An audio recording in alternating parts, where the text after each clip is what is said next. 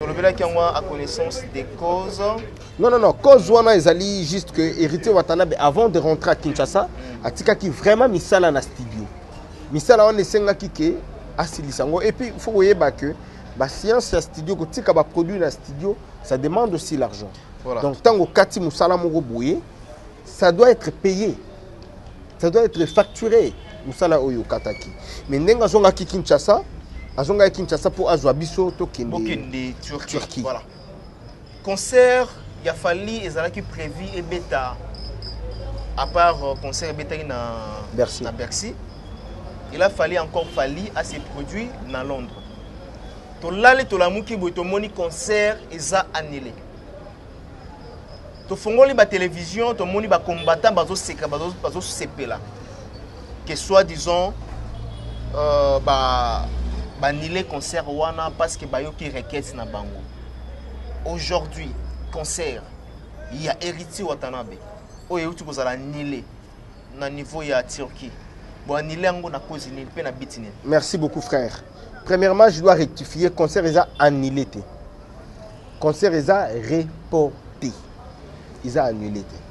De 1. Tous on a nous pour El Marabiyosho. Ceux qui ba combattant ba sepeli, ngape na yoga que concert est reporté au mois de juin. Naïbi qu'ils ont annulé. Ils ont reporté au mois de juin.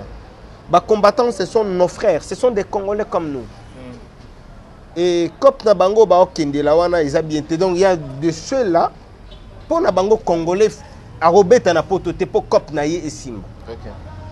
A olé langola, a sel lango makambo so concert ezate. Ce concert est comme ikobeta. Donc yango na zomona qu'il faut des artistes musiciens basangana ata pour un but. Va défendre cause na bango. Bien que ce n'est pas facile hein? Non, c'est facile.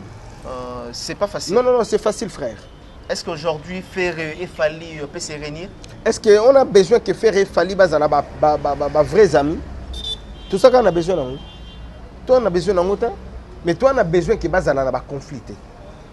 C'est ça, en dehors des conflits, c'est ça que je demande. Est-ce que Bakoui Kozala oui. Bakoui se réunir? Se réunir pour un but. Et après, et puis, dans la vie, il faut aussi moi concurrence pour loyal les gens.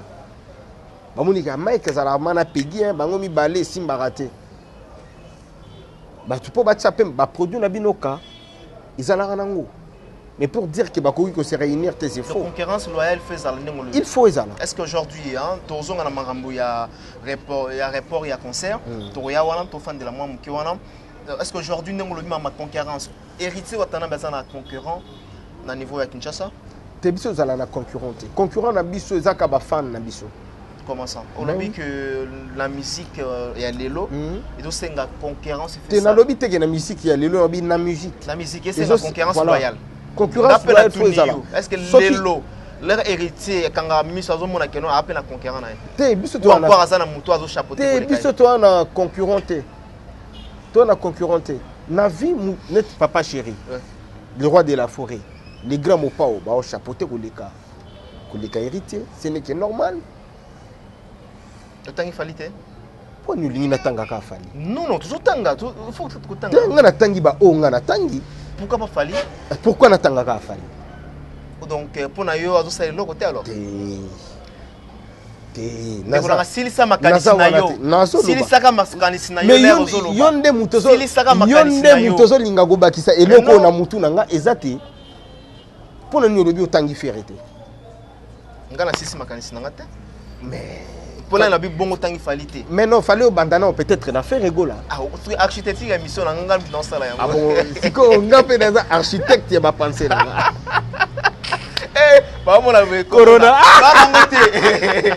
Non, la locambation, tu vois la musique Nabiso, les lots, mon vient Nabiso Blesboula, le baka betande yembande binande, rande kita. Musique est comme à Bungo. Il n'ose bien où tu es beta yo, pe, bapé, sa yo, awa. Donc, musique, les lots sont bêtis bien, bah tu vas bêter l'homme à beaucoup, bah tu vas bêter la musique na yo. Biso conception philosophie en musique na biso total non biso te biso na otala bato ba lo ba Davido wana ba lekara biso moni place biso doza Biso beta même place dans David. Yo zalana. Voilà, ça tombe bien. Mike Lokamba zala na biso en Afrique du Sud. Tango toke tourner na biso. Na lo bango na be mission ba tumususu. Et coïncide que na lo bango lisusu awa. Biso to beta vendredi na boîte ya Nozi Mwamba. Topesi ya Nozi Mwamba bambote kota zali. Et Davido aye ko beta ka na même espace le samedi. Le Kambala, l'Okambation, le Banabatu. Parce que toi, tu es le témoin oculaire. Mamouni bisou de ça là, Davido. Davido a côté ça combien de personnes? Ah ouais. Donc voilà, donc Bato Baza Kuna Baebi. Donc Bato Baza Baebi. Donc j'ai beaucoup d'estime envers l'artiste. Non, parlons des artistes congolais. Oui. Dans un estime vraiment belé. Un artiste congolais na biso. Oui. Tu es un olaka qui héritier. Oui. Donc on appelle cet exemple héritier voilà. Pour vous dire que par là je voulais juste montrer aux gens que oui. Bato obiso to mona ki baza danger. Te ba l'équipe bisoté. Et puis communauté congolaise c'est une communauté forte. Vraiment une communauté forte. Je te donne... Mais le problème est que là, aux ba binobo cible la bino za banda. Voilà, donc mais pourquoi pas combattre d'abord record? Te combattre record déjà ici. Combattre record na bato baza awa o bazo peser ba poids lourd. Combattre record awa. Quoi ça bango sur le plan ya non, concurrence non, non, biso toza te ke non ko quoi ça non. To lingi ke DDD beti bato ba telemi ba bini to moni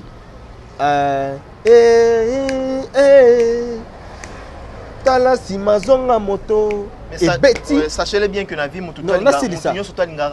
premier ou le prix. Ben oui. Voilà. Mais il y a un émission, on appelle ça exemple. Même la classe. Mettre biso, moi je dis, toi, les prix. On dit que biso normalement. Les prix. Nani. La musique, la biso n'est pas ok. La musique congolaise. Mais non, biso. Ah, dis-moi. On appelle ce exemple. On appelle ce exemple, mon coca.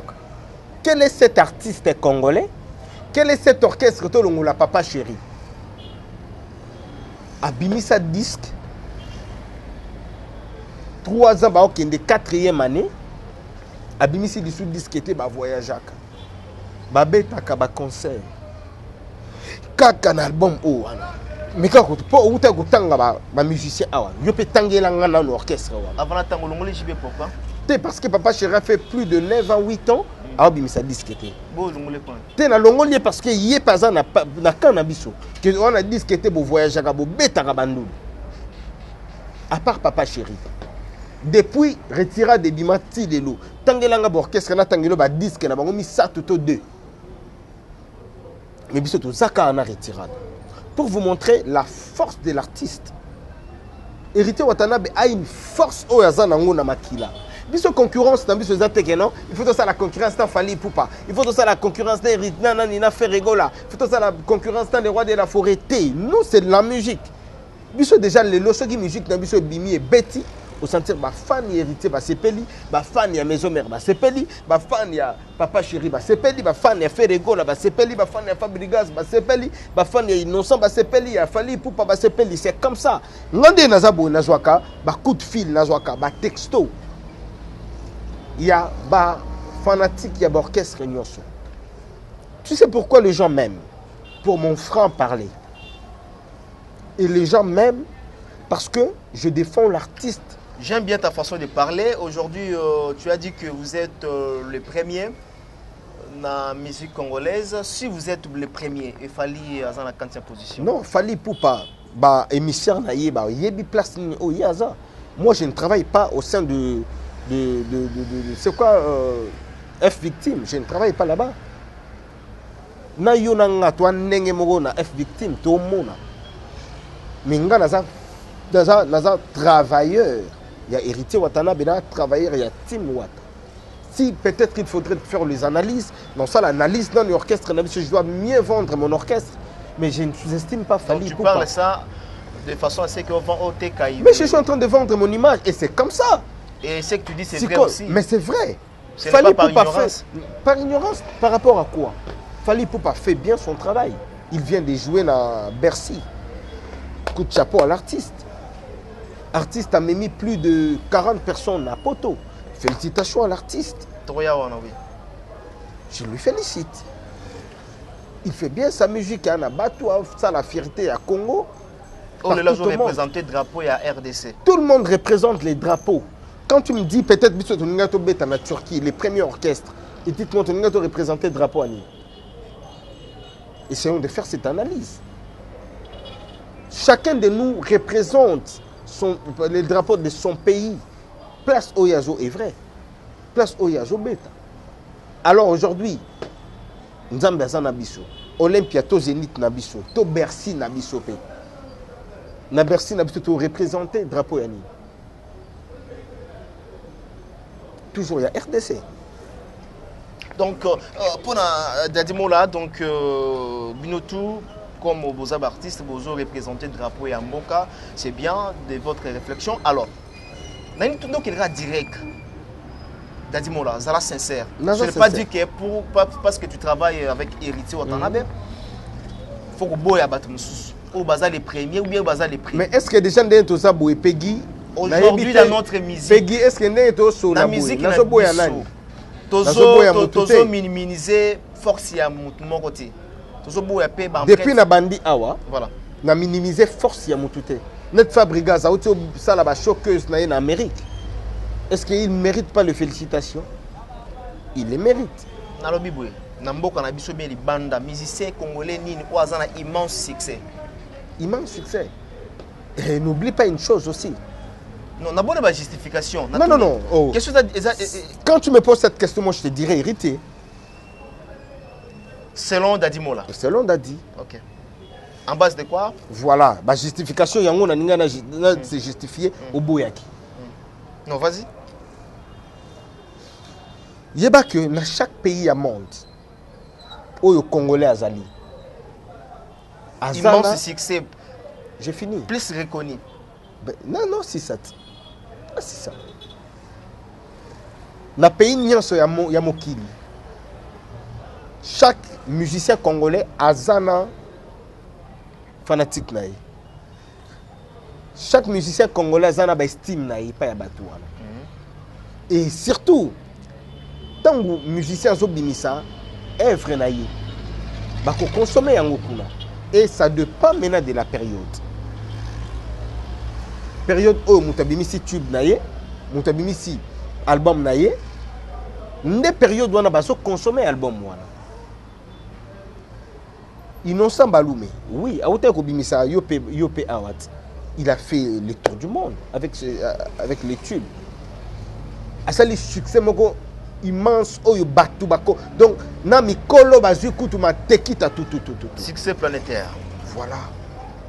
Fali Poupa, Aouti Kobimisa, album Naye, Tokos, après album Tokos, Aye Kobimisa, comme album Angouza. Contrôle. L'album a fait du tabac au monde. Je pense que Oko contredire ngate. L'album est sali succès. Mokile monanga zoba, mokile monanga yuma, passe alors. Nena koki goboya.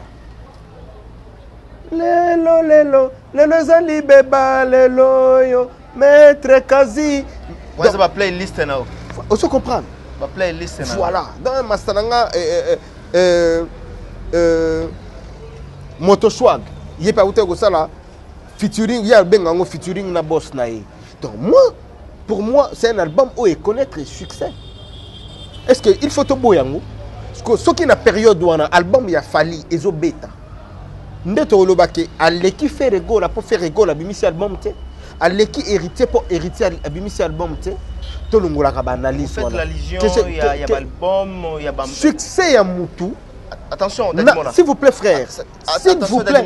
Quand tu dis ici, s'il vous plaît. Là, Ozoloba, ils n'ont subi, par exemple, à Sali single ou récolté succès, on a dit qu'on ne vient pas. À Sali succès, Makasi. Mais il n'a pas le même level avec Fali. Non, s'il vous plaît. Oui, notamment des artistes. S'il vous plaît, frère. S'il vous plaît, frère. Tokende Siko, non bon. On n'est pas là pour faire le débat sur Fali Poupa et d'autres artistes. Ou encore Leven Yabartiste, on en a Fali Poupa. Pour moi, je n'ai pas vraiment besoin de ça. Mais comme les émissions, par ton respect, je vais quand même répondre. Mike Lokamba, ce qui est là, ça dit un mois, ça la émission. Vincent Chilouisi, qui est ton frère, un mois à la émission, les gens parleront de qui? N'est-ce pas de Vincent Chiluizi? Parce que à l'actualité, toi tu ne fais plus des émissions. Mais cela ne prouve pas que Vincent Chiluizi a l'équipe parce qu'il y a la émission. Succès à Moutou. L'avenir à Moutou et Mataka selon l'actualité. Et c'est quoi l'actualité? Il y a Inospi. Et quand on parle de la musique frère, tout le bâtiment qui non l'avenir à Moutou comme à Bandi Musique Sima, il faut les kekaka. On a la conception congolaise. Non, pas ce exemple, Mogo. Ou pas Ganda Star. To binango abiso tout. Biso tout na Dubaï kutu na kende kuna na yoka sunze mongo na se souvenir. Tonto azoba million. Azoba million ka na tube moko wana. Lelo atika la légende dans le monde musical. Est-ce que yoko kokanise peut-être na un exemple na déplique la musique avant. Olivier Rabanda musique avant.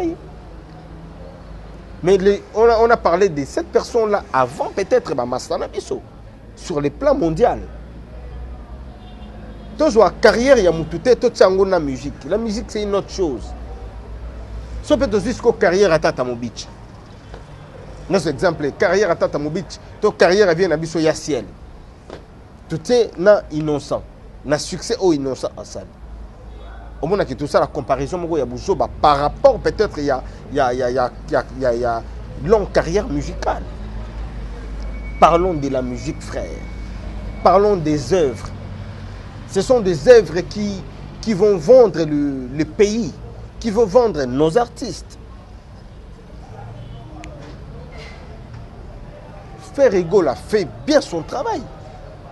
Nana lo taramabe. Nana lo badja que Ferrego la imbaramabe. Mais dans studio, on attend Oyo, Abimisi te innocent, Abimisi, Azobeta roule café rigola.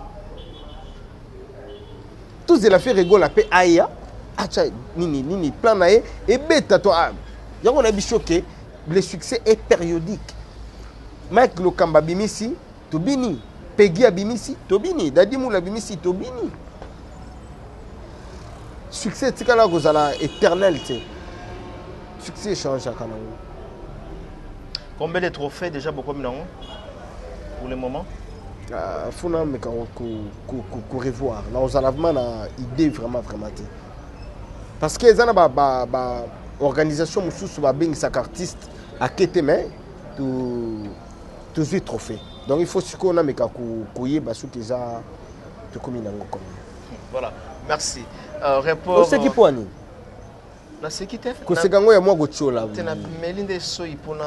Félicitations na tata mapasa Célio Scram au teko je la biso deux trophées na niveau ya Amérique aila ibiso ngo na Kinshasa donc voilà trophée ani na Upper Award c'est qui Upper Award donc teko jo kuna bongo yo mona ki yango te na zolo ba trophée ndesi ya nini neti ya nini na mona to mona ki yango trophée yango ya nini ya meilleur clip ya Nzembo na ye et puis compilation ya ba œuvre nyonso o ya sala ba sangisa ki ye na Bill Clinton et ba œuvre ba sala ba œuvres anciennes pardon non yango siko moni siko yango non to le kate il faut to éclaircir bateau éclaircir moni siko Mike Lokamba lelo yo et comment mutu azui peut-être trophée to là azui yango na nini mais quand la personne a côté studio quand la personne a sali ba clip tangu tata mapasa a sali nini est-ce qu'il a s'attendre na nini qu'est-ce a trophée te ngalo na tuna le bosso trophée za nini bando kotuna ya kochola clip ce peut clip za kitoko kotuna ya kochola non clip za kitoko te meilleur clip parmi ba clip ne suzana ki wana Nzembo na ye bimaki meilleur clip voilà merci beaucoup tata mapasa Agi Kinshasa to se localiser yité moyen na yeba non c'est ton frère oza frère na ye pas un frère na yo voilà donc pour na nganga na lingaka nini ngana lingaka kozala bandeko lobi te ke soki ndeti elo mo boeza ya koloba vérité ya ko éclaircir siko ya ko éclaircir moni pesa mise au point na ngai na kanga misu non kanga oza journaliste oui tu peux le faire Donc voilà. Ouais, c'est le mais... Alingami va pas Kangamis. Alors. Tata ma passe. Ah. Toi qui as un souci. Père Abandi. Non. Là Olivier. Oh non non non. S'il vous plaît, toi qui as un souci. Oh qui maman mongo.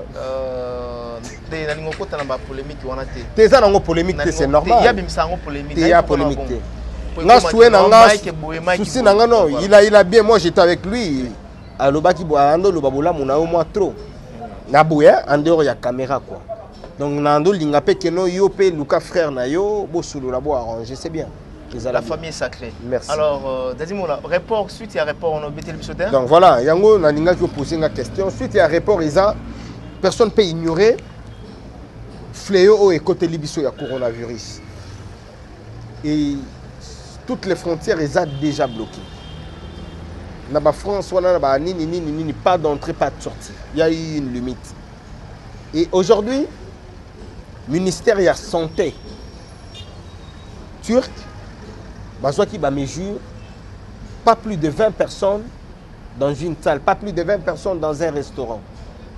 Alors, on a qui des avantages Nabiso. Et puis, concernant Nabiso, il faut le. Pour que la mesure au président Zui de ça la réponse. Et Biso déjà un rapport qui avant tout. Non, non, pas avant. Non, je te l'ai dit. Je ne crois pas. Moi, je te l'ai dit. Donc, so yambinga awa pour informer. Peut-être so moni ba fiche oyo, ba fiche bimaka après avoir prendre déjà la décision. Ils ont médiatisé au po bisoto après. Après non, nga siko nazo apprendre yo. Nazo apprendre na bat. Voilà. Voilà. Cette mesure on a ba page. Après mesure voilà. Non, yo moni ngo après mesure. Mais nga siko na yebisa OK. Ils allaient dans médiatiser vous allez dans nos si, il y a qui en huis clos. Donc voilà. Déjà na Turquie kuna bazwa ba mesure wana avant biso na Congo. Bazwa ki ba mesure avant biso na Congo. France bazwa ba mesure avant biso. Belgique, idem, Italie, tout Londres. Sikoyo, c'est quoi les problèmes avec nous? Problème ezali to robeta concert ka pour na ba Turquie. To robeta concert pour de Londres, si yo comme Turquie. Ils ont nango soki 130 livres. France, pour comme à Turquie 120 livres. Donc, Batouba, Bazalaki, donc je te dis, plus de 500 personnes mobilisées. Il y a Kolongwaka, espace Schengen, Kolongwaka, Europe. Il y a Kitana Turquie pour soutenir frère Nabango, héritier Watanabe. D'ailleurs, au Monaki, maman présidente Régine Lunga, au Monaki, Belé, président Pongo Pontiac, il fallait déjà Baya. Donc, maman présidente déjà qui avec une équipe à Sali, mobilisation, la sensibilisation, à Zongaki. Ensemble. Et quand la mesure a été prise, et puis na pénalisé qui Makamboto. Alors, biso pe na niveau na biso, tout le monde a dit oui, on pouvait bien prendre l'avion au quai. Mais tout le tout ça là, ni. C'est ça. Je me posais des questions. Donc les 22 concerts, les 29 concerts Peningaki et Betamate. Est-ce qu'il y a Zalagato Kindega et Lingika au monde en Mboka? Yango ano moni bienvenue Makanga, les prods, la PC Mbote place à Zali. Oh, bienvenue, le PC Mbote au Et puis mon patron de cœur héritier Watanabe, Bavanda qui va solo li balobi non, il faut qu'à tout ça l'aéroport, il y a un concert oyo. Et puis na ba mesure on ndenge pays qui kozwama, nde moni que non. Tout meki ko ba meki ko stopper makambo tout en tout cas. Pour ça la ndenge nini, est-ce que ba visa déjà bimaki ou bien ba passeport? Tout ça déjà na makambo nyonso déjà na mabo. Visa encore. Tout ça déjà qu'on a déjà visé il y a 3 mois. Visé à la kaka il y a 3 mois. Deuxième entrée ndé ezala. Vous avez déjà na ba visa na. Nous avons tout. Ils en a beaucoup ya CG Tchali Rubenga. Nous avons tout. Donc à un moment où déjà lettre kotaki na ministère de la santé. Puis aux élections qui bango va répondre biso ndete yokota la nouvelle date. Donc là en tout cas au mois d'avril, les orchestres coévré na niveau ya. Voilà, na bato yo ba bandai causer la concert wana parce que après na bamboka ya minene après Afrique du Sud, quand tout le monde a le sous héritier Watanabe na kata Turquie. Après avoir raté concert raté en France wana, tout le monde ba combattant ba tumba mutuka. Héritier enfin il a mis à sous espace pour que ACP ça ba fanatique naie de part et d'autre tout le monde qui va inviter des marques ba ngai bazala. Pourquoi ça bango nini na concert ndenge za reporter.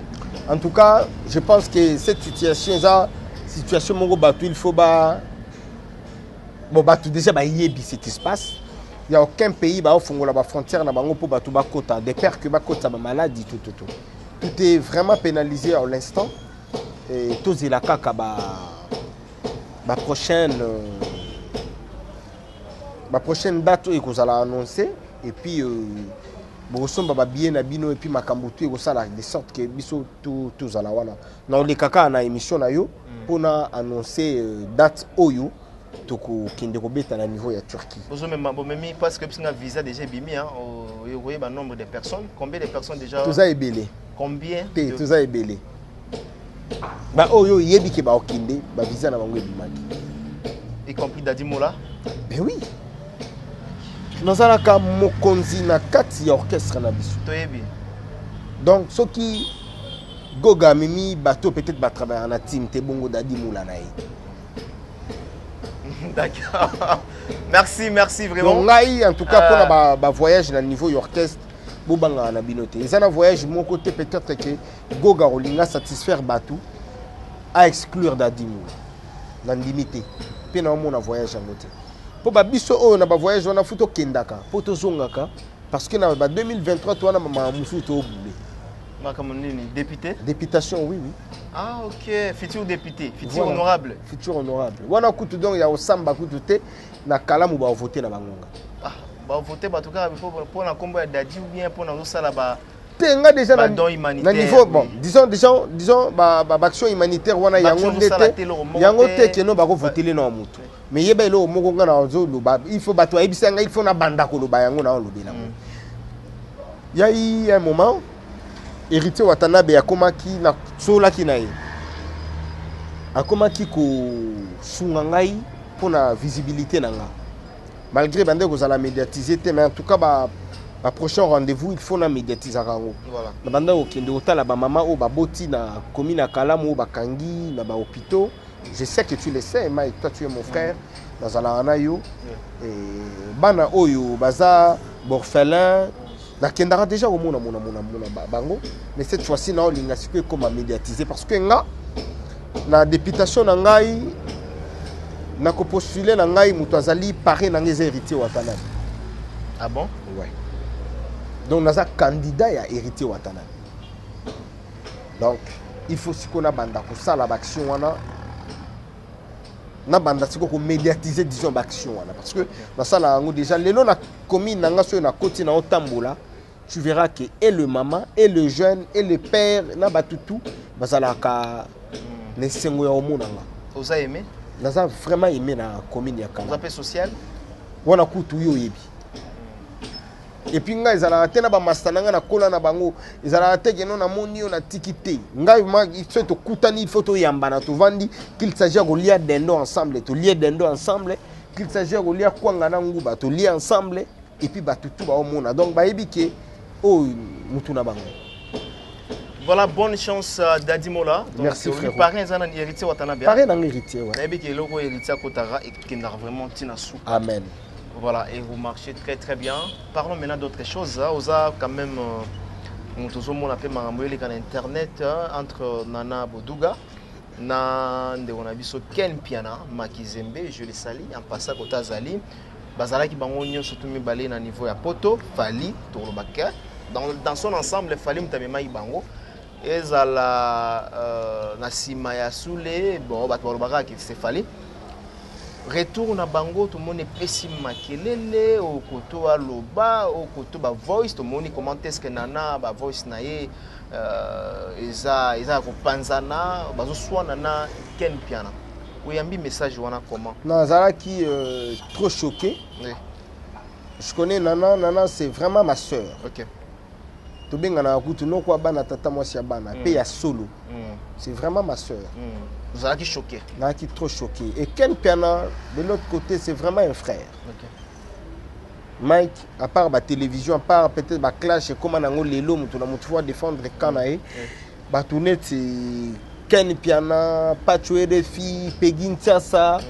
Bah, Neko, Mayanga, Makeno, Bandeko. Bah, Papi les princes, wana. Pourtant, ça la ensemble trop.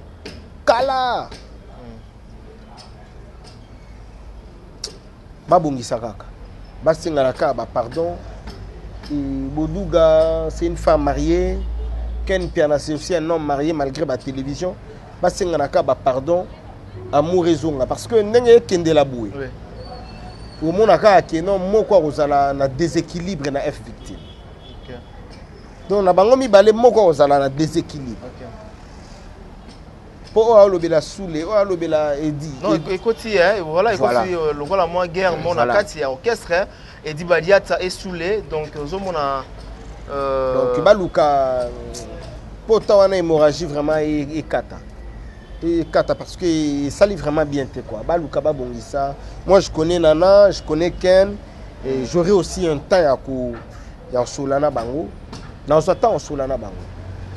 Solana Bango et puis voilà ngai sala nanga mo boye so ko lia na kinda nanga pe panana boduga na kena batu nanga to liewana donc to kena biso za la musique te za la famille. Donc Dadimo là mon orchestre li banda il y a F victimité il y a la team Wata au constant au sali constant peu et déranger ta que congolais ta que frère nana zande kuna onde we mozoro bango awa ken pende kuna yo sepelité choqué yo et choqué nga oui voilà yango zo transmettre message na yo to longola non que F victime c'est un orchestre congolais le leader de F victime c'est un artiste congolais biso tout yo ka musique na yeto landara évolution idem pena ba fan mususu na ba travailler pour ne to vanda to vanda na ba vie na nga zapatero to sous la pe masolo na biso ya team Wata Wata danger ndule na bino na kitoko ça va bobo kenango bo yo to landa ki omula il faut kenango bo sala boy c'est comme ça c'est la famille Isaac et toi na ba entreprises différentes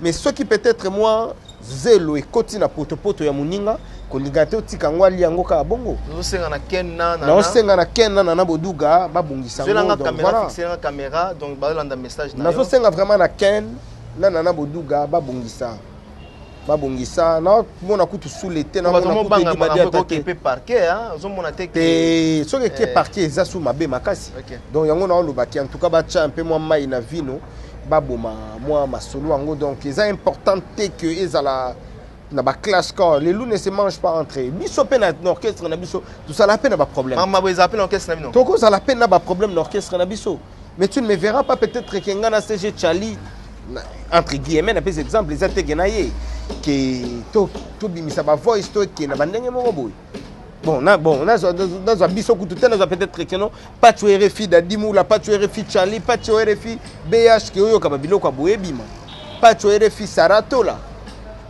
non soka Sarato la pour ça moi si ya moko ya team Wata ke mambo mo boye bimila longoli yo to ka pe déjà na fina biso na Belgique moi ba clash mo ingé ça la logo là fi ya Belgique ya orchestre na biso o kena Belgique ici o bosundula yi non ko bana tuna nyosoti et tout na ko non il va mettre la photo wa wanga na bi pardon tout na tanga combo s'il vous plaît non comprendre na ola msabat ba kufa bondeni te to sola to mega ko te to linga to sola et denga po ba te ngana tanga na kombo te mutu bo mema ye na nzela ya ninyo ya risi to limbisa na frère toi na 2020 ngana Karine non ngana Karine oui mais ngana lobani te ko ngana bosana magambo te ko ngana ndeni tozo ba ken no magambo na te ngana yeba ete mutu ninyo bande ko lobela tu parlais de Karine donc ngai na Karine yango siko ngana ko swana na mwana mwasi te wana ezana au principe na nga to matato kita bazwa Karine akoma ya Dadimo la te ata komi na succès ndenge nini ata komi na bambongo ndenge nini et puis to matato kita Karine nanga to yebi place to yebana na musique ité donc ce qui problème est ça il faut que corriger les kito ko corriger mastato ko corriger ndeko intelligemment parce que makambo bimaka les cas la télévision kende ko retirer pardon sengi mampata est-ce que il respect d'abord pas na yo il a qui respecte hein dans manka ki yo ba manka qui respect bango nyoso clan o basala ki émission et c'était quoi ma réaction na émission na yo dans le bas qui je ne retire pas mon pardon restera mon pardon goga bengana nga orchestre na ye non lelo goga relation ni nazana ngona mampata na le roi de la très belle relation bon alors ce qui ngana kende na retirer qui pardon voilà donc il faut être sage jango monake na PCP conseil na ken d'accord merci beaucoup Dadimo là on a vu sur le lot azana Turquie et azana Grèce Glory Online. Ah na makambo to elekaki pour na tozongela ngote na linga kufela ki mwana na benga ye nga personnellement au consola na benga ye na consola ye ona yango na oyebisa OK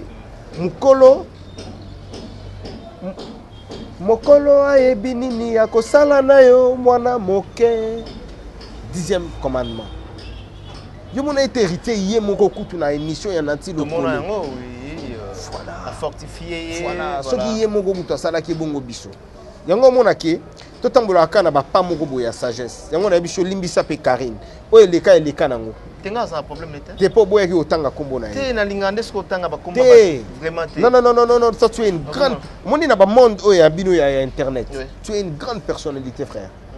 Donc voilà, Limbisaka. Il y a un problème de mola. Il y a un problème. Donc prochaine émission, tant que combat Karine et Longolo qui m'a le combatté.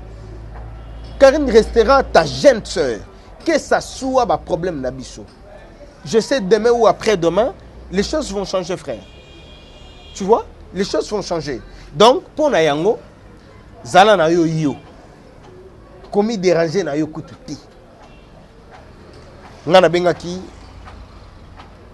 Gloria, ma petite soeur, abandonne la en tout cas courage. Ce sont des choses qui arrivent. Na solo naï o na kokai ko solo naï. Voilà. Et na mona qui écoute en tout cas mes sincères condoléances à Yoyo Casserole qui a perdu sa grande sœur au niveau de Grèce. Ah Yoyo, rappelez Yoyo. Grande sœur na kufa qui est en tout cas jour na so na moni azolela. Courage Yoyo Casserole, mon pote Casserole, donc les amis à Manzambe, car on est zalaka, donc paix à son âme, il y a un abisso, on abisso, serre un abisso. Côté. Moi j'étais surpris, Yoyo c'est un frère Oyo, quand n'engé tout zala, non n'engé tout zala, Yoyo amoula ndeni naoya, Yoyo ndeni naoya. Donc c'était vraiment un frère, Oyo toando zala zala vraiment bongo. Mais N'engé ba voyager qui na mona ki bango ensemble, j'avais aimé cette solidarité. Au moins est-ce qu'on a ba place à bongo boyo kana tena Kinshasa ba clash tout. Donc écoute na ce qu'on a place mongo bobo ça sincère boyo kana. Po ba mboka musu bokuta na bango ba yebi fufute. Ba yebi ntaka madesu te. Siko bino boyebi yango na communauté. Boza na toujours sincère. Yango mona ki ngai ba biloka mike wana na sala wana te. Très bien. Ngai héritier watanda baluba na nga boye mula soki nga na moni nga na sola na mutu te kolanda na ngate po jonga na sola na mutu wana yo tikana na sola zala yo dadi mula voilà ce ko ebisa nga net nga na postuler na nga na 2023 soki siko na ba rankine na bato soko zana ba rankine ndingo mutu loba awa alors na sola ki na Franck na sola ki pena Gloria bacha na ce sont de frères voilà. Et puis c'est la famille quoi. La famille reste la famille, donc la famille est sacrée. Aujourd'hui, pendant le Bible, moi bien, aux postulés calamité, il faut toujours soigner des relations. Là, aujourd'hui, Karine Azan de Konangai, Nalimbisa. Merci de nous tenir comme bon. Voilà. Et au pensée pété yomo konde balobaka avant que l'on la potier pas ya monenga longola nanu yomoko. Relation na yo lelo ezandenge nini na nde on a biso mwana mboka okanginga guti puis j'étais Moussaka voilà non Moussaka ngana zoluba aza grand frère na lubaka ngo makasi na guti aza grand frère ngana na sala ki émission moko poka na meka ko remettre le pendule en l'air et puis à parwana na lubananga solo mo pona Moussaka te na bi relation nini. Nous avons une bonne relation. Bonjour, et puis on s'arrête là. On s'arrête là. Non, le bananga bola munaye, yekuna soga le bola munanga te tant pis. Mais nga na problème na. Vous pouvez inviter une manifestation. Voilà ce qu'on ngande funa tala so ina okende ou pas. OK. Mais en tout cas pour la relation, je n'ai pas de problème. Je n'ai pas de problème. Toi, tu es responsable. Toi, loba olimbisi. Tu es limbisa na nga problème exact. Oh, tu peux loba yepe alimbisa. Oh oui, so nga na loba ma be alimbisa. So nga na loba ma be so tali na finga te na loba akaka. Ponde to vandi boy Mike, Peggy. Tala ngande na zabu. Moi jean nga Disquared. Nazana moi Weston na ngai na moi body na nga Philippe Plein na veste na nga ya Vivienne Westwood. Nazana montre na nga ya Giselle. Nazana lunette na ngai ya Hugo Boss. Est-ce que nazana bilambo nga na latine na zabo est-ce que c'est mutu Mike Lokamba ozana Disquared ozana ba Invicta na loboko ozana ba Versas olati wana ba Disquared olati est-ce que c'est mutu voilà donc ce qui peut-être mutu moko boya leki on a 8 yo ozana ngo 4 ça suffit pour toi donc na vie ezalaka ate ke ngafuna leka ekato yefo leka ngaka te yo za Mike ngana za dadi donc totikala kokokana te. Belle réponse. Merci. Nous sommes arrivés à la fin de cet entretien. Merci à tous ceux-là au Batala Kibiso du début jusqu'à la fin. Merci à Peggy Bokele. Je dis merci à Willy Moucheni, le véritable code d'Amboka, sans oublier. Bon rétablissement à Loris, la Congolaise, Malolo, Beckham, moi je suis âgé, na vitesse. Il y a TGV, pour les TGV même. Bonne guérison, Malolo. En tout cas, Malolo, Maman Loris, la Congolaise, ma bonne guérison naïe. En tout cas, Maman Bika, na un bon souvenir Moko Kaka. Tant que Tim Watt Kitaki Paris, en tout cas, tu étais parmi bateau ba mobilisaki. Et tu étais présente pour soutenir Tim Watt. En tout cas, Liwa est comme Elo Lelote. Hein, Malolo. Bika na kombo yankolo.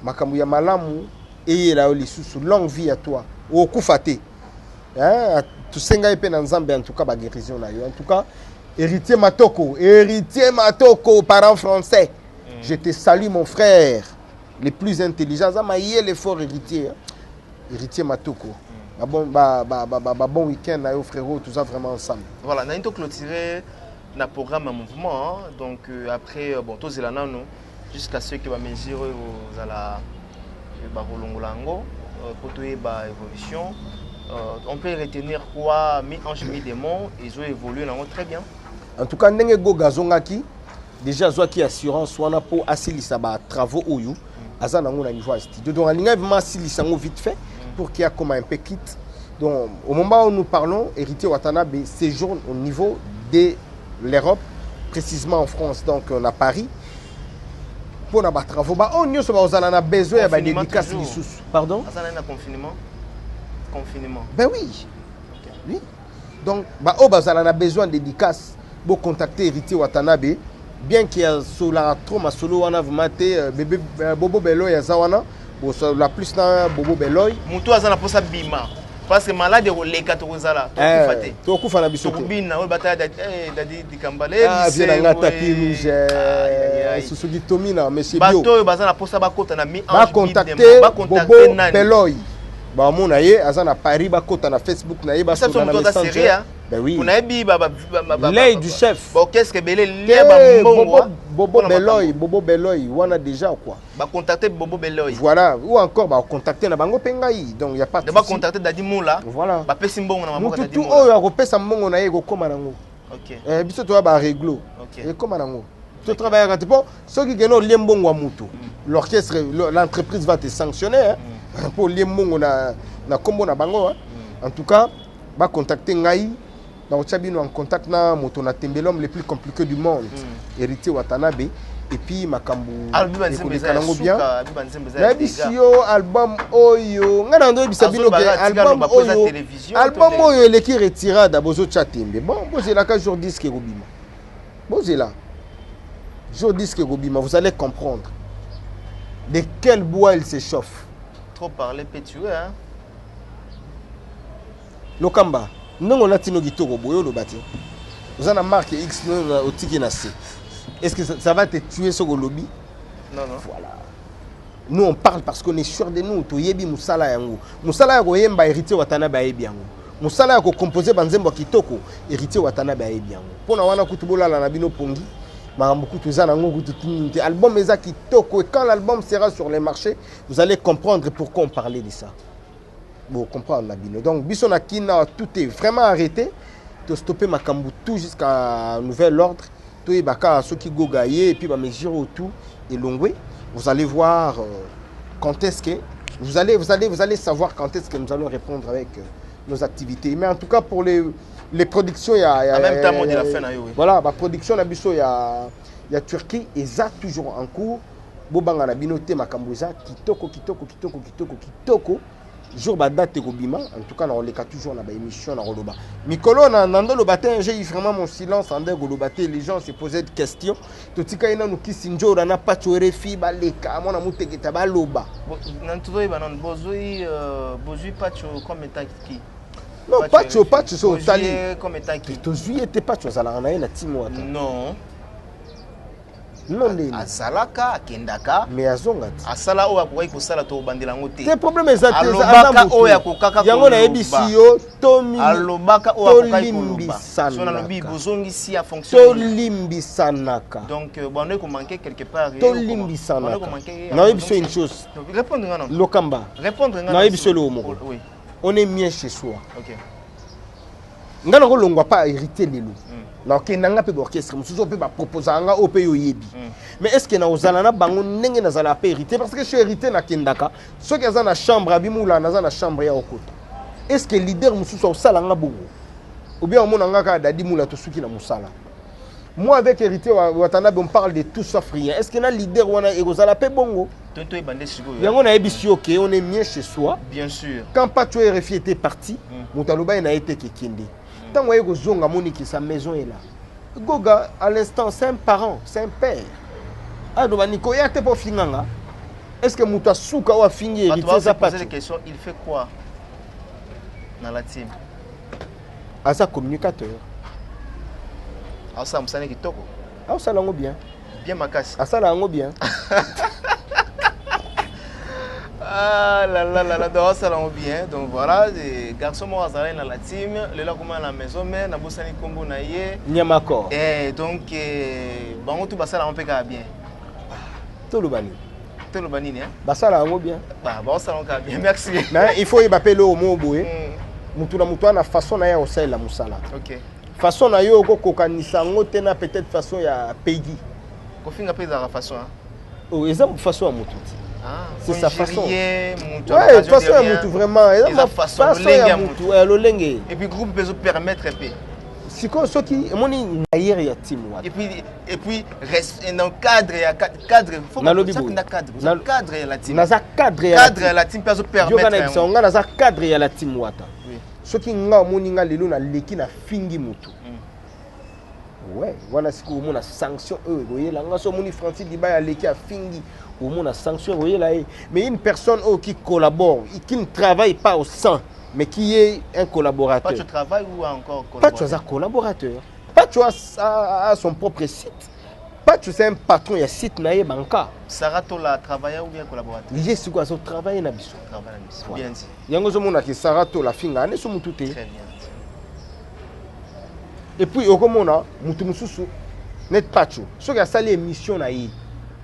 Est-ce que mission est concernée team? Ce sont les missions qui sont dans site naïe. Ba propos à tenir et concerner site naïe. Mais na carte émission naïe on a ndé akolobe la team wata. Merci. Merci beaucoup Dadimola pour l'éclaircissement. Et puis dans le bano le morolelo. Toi na ba journaliste belé ba koma go finga batu ya danger. Ba sala na team wata te. À l'époque batu Bando benga orchestre na biso orchestre internet. Oui, na mérité en Afrique du Sud, je me rappelle encore lors d'un concert où Ebeta qui est pas venu na biso. Émission Salarage wana. Émission Salarage, émission Lukaba Makambo. Mikumba. Mikumba bachari. Vous comprenez? Mais lelo au mona ki baluka biso siko biso sur na mambo internet. Obino ando lo ba héritier, besoin ba précaution et belé na makambo. So talinga quand je passe à la télé, je parle de mon orchestre. So poser une question à leader mususu. Non répondre na bien parce que ça peine pas travailler. Ah on a mon fingité. Voilà. Fingité. Non finga pour ami. Voilà, merci beaucoup Dadimola pour l'intelligence nayo. Ah merci.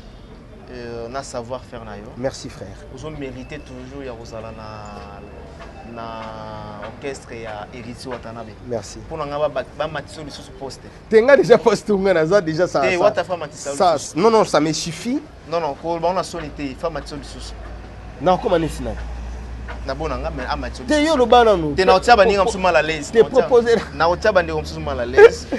Non ça va na nga bien, na za bien. Ce qui est là héritier ça na souci nanga. Souci héritier ça à mon émergence nanga. C'est ça son souci. Et avec Dieu nous vaincrons. Et comment? Avec Dieu nous vaincrons. Merci à la prise de vie, merci à Dadimola. On a rappelé. Eh oui, oh, grand frère propre. Les boss pas tout cité nous. L'américain, il y a ça. Azar, non? Non, Azar Miki. Azar en Afrique d'ici. Ah, tu es pas tout cité nous, Afrique du Sud. Tu es Afrique du Sud, Azar, Azar. Non, Landelaye. Non, Landelaye. On a le grand frère. Les boss pas tout cité nous, il y a ça aux États-Unis. Ma maman Marie-Paul. En tout cas, il y a trop grands frères ici aux Ali. Bambote na maman, Tomi Bate la kaka. Olga Lukemba, l'américaine. Je te salue. Rappelle à profiter de l'objet américaine, la Pessi Massananga, Mister Vexas, Kotazali. Mister Versace. Il y a ça en Amérique. En Amérique. Ah, je te salue aussi. Prince Yaweli, on a pêché Bambote à trop. Voilà donc Olga Lukemba, l'américaine. Kalate Baroyo Kansango. Chimène Batete, l'américaine. Bambote à trop aussi aux Ali. Alors Lukemba, l'américaine, nous Baroyo Kansango. Et puis, na robot, ça n'a pas été coupé sambote na ya Jordi Samba, les procureurs autrichiens. Na coupé sambote na vient na nguma lokito. Ah, Kolobi Gogo, eh bien.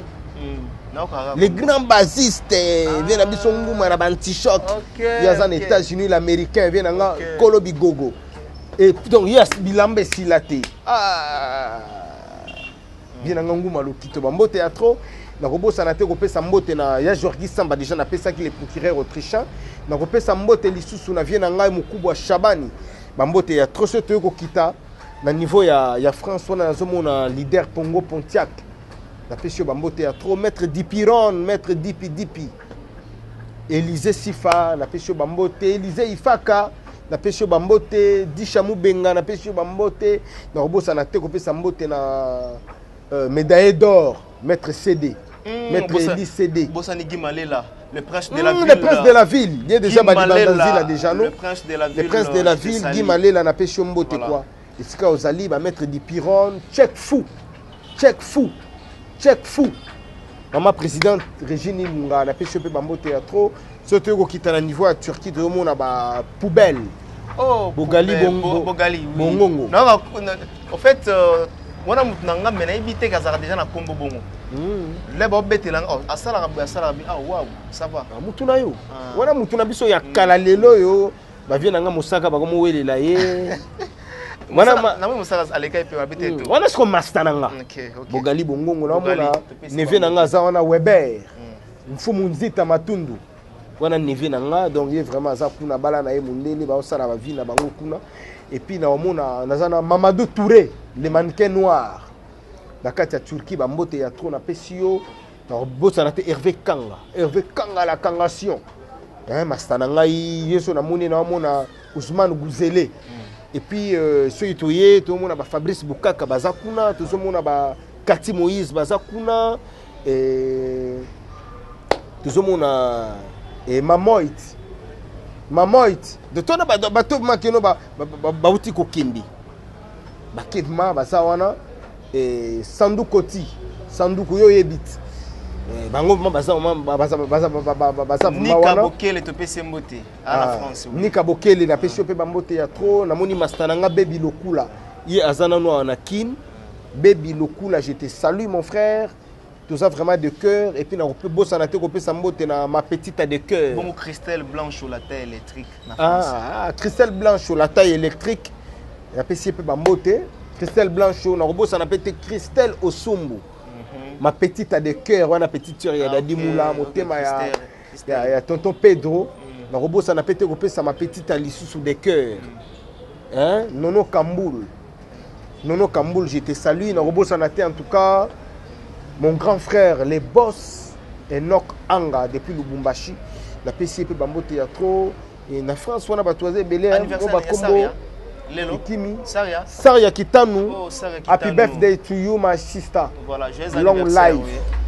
Oui. Et puis, couple Denga, Jérémy Denga, motema ya Bijimboui, Bango Bana Kati Alman, Wana, joyeux anniversaire à toi, Saria Kitanu, donc, happy birthday to you, plein de bonnes choses.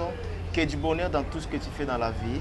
Donc, en tout cas, Batoisé Belé, Nabosani vraiment peut-être que ça va un peu Voilà les tombes combo. Je dis merci à Willy Moucheni, sans oublier na Papi Mboza. Monzali PM Fondation, extrêmement bon. Il s'appelle Ya Boston Ngiama Kwenda Vutuka, donc Mikolo Fananam. Nabi qui a vu le Pamba. Nabi business class en tout cas ya Pamba, mais fan ça na on autres vie. Toi na posa na yo. Là bas parfait ya cher, donc ça la rabi sur mon autres feeling. Donc voilà. Je dis encore merci à David Loutete Gaucho.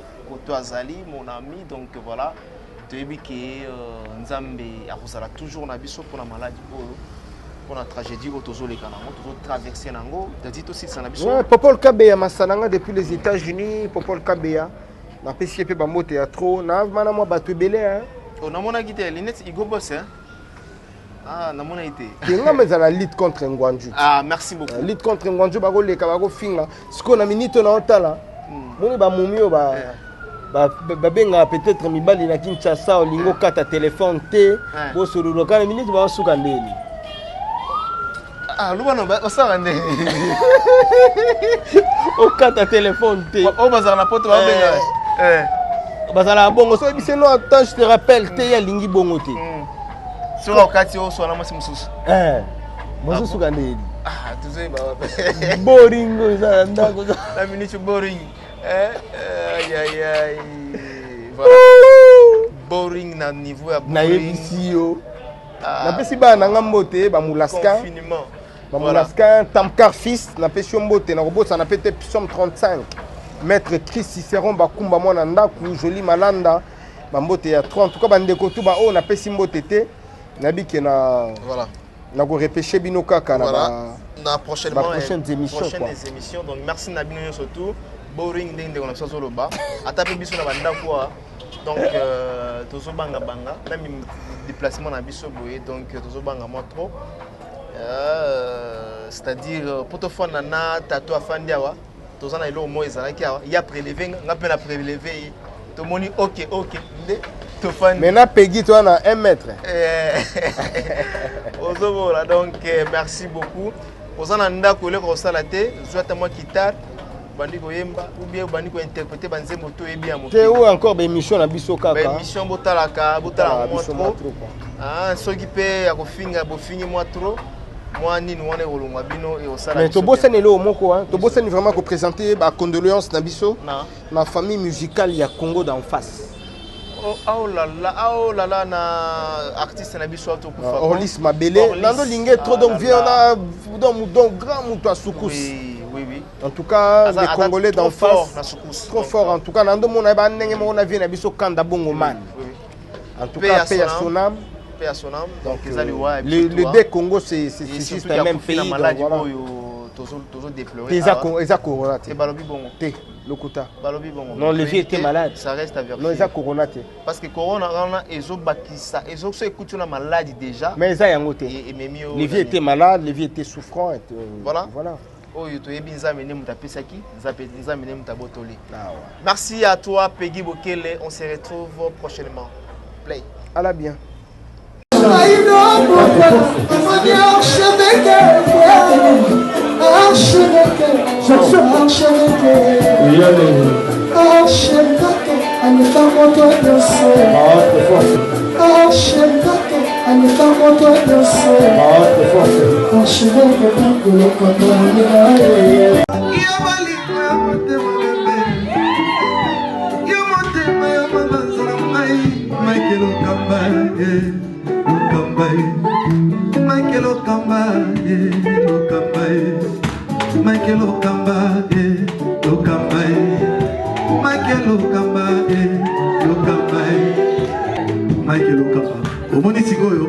L'artiste, c'est l'improvisation. Na honoré dans l'émission. Africa Elengi TV, votre chaîne, l'incontournable, la star des chaînes.